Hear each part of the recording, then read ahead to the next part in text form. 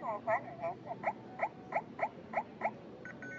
操作成功用户管理2远程管理增加管理用户2编号006，请输入指纹密码卡片，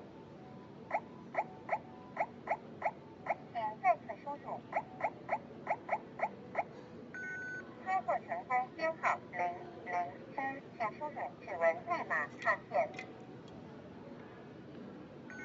操作成功编号008，请输入指纹密码卡片。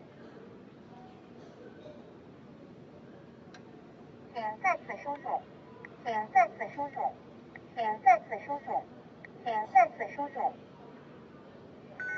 操作成功编号009，请输入指纹密码增加管理用户用户管理2最初设置